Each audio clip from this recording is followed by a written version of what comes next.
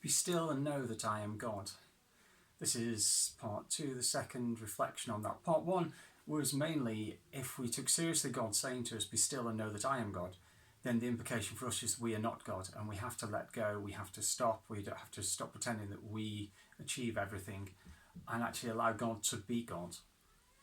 But then that moves us on to the question of what is the God that we know?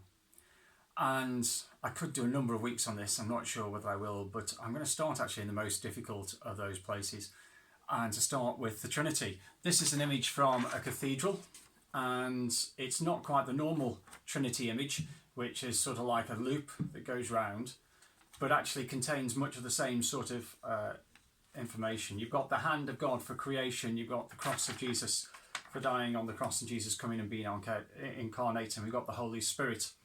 And in that, a flow then happening between them. And one of the most important Christian understandings is that God is love, and that love flows out from God. And to some extent, the idea of Trinity makes that easier, that between those three persons, there's a flow of love happening between the Father, Creator, between the Son, the Incarnate One, in with us, and the Holy Spirit who infuses through everything. And in learning to sort of therefore sit in love, we're sitting in the flow of God. Last week I mentioned that one of the things that helps me is to imagine a lazy river, that God carries us in the flow of his love, and when we stop, we let God move us forward. Whereas when we try to stand up in the lazy river, we just stand still, we don't move anywhere. But when we relax back, God moves us. Another way to imagine this is just to imagine that it's the blood flow around the body, and from the heart of God pumps out the love that flows around all of his creation and sustains it. Or in that image of the Trinity, we can imagine that it's in the interaction of these three, that creation happens. God chooses to create and holds us in the midst of his embrace, Father, Son and Spirit. And this certainly echoes with the mystics. As far as I'm aware, all of the mystics echoed a message of feeling God's love, knowing God's love, sitting in God's love.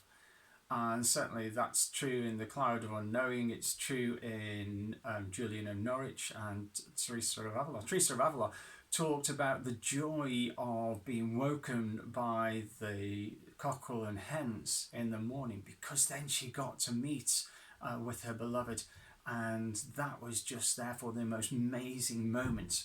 The most amazing moment is when your alarm clock goes off and you get to meet God again in the morning. And so this idea that out of God flows love, and that's the sustaining presence, is one in which we sit when we become silent and we engage with God. And yes, as God flows in Trinity, some of the Trinity symbols have 3 rabbits portraying God moving round, and so you might think of the Lord of the Dance or a great symphony of music. And that sometimes is very obvious when a symphony is loud, when God is there, and it's obvious that you're caught up in his movement and his embrace. But sometimes a dance is defined by the separation between partners. Music is defined by the silence. And sometimes God in his playfulness and the move of all this creativity seems to be absent and hidden in his creation. Sometimes it's more like looking for Where's Wally or Woof the dog, where you just find the tail in it. You're just looking for the tail end of God. In fact, in one of the Old Testament stories, Moses did not meet with God face to face, but instead when God had passed, they got to see the wake of God, the backside of God, the back of God. And sometimes our experience of God is that we hear the rustle of the wind, and as we look to it, the wind has already moved from the place that it stirred and has gone beyond, and God seems hidden. But still, as we slow down and are quiet, we get an improved ability to sense where God is in it all, and to hear the still quiet whisper of God, and meet him and know that he holds us in his love. And so as we are still and know that God is God, then know most of all that in the flow of God you are held in his love. And like a child cuddling in a parent's arms, You can be held secure by God and not have to worry. So let's still ourselves and be quiet and breathe. And as we breathe, remind ourselves that we are held in God. The God who is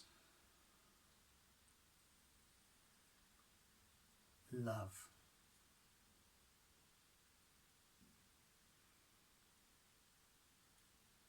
Father.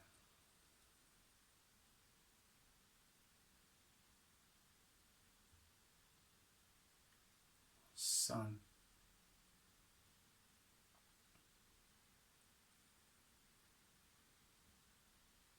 Spirit.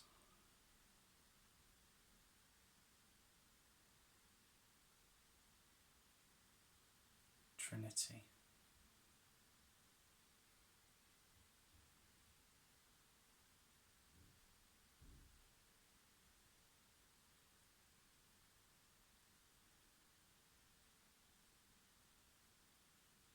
And I invite you each day just to find a few moments to be still, maybe more. I know that you sit with God. God who is love and shows himself in the embrace of Father, Son, Spirit, the playful, creative God of Trinity. I know that you're loved.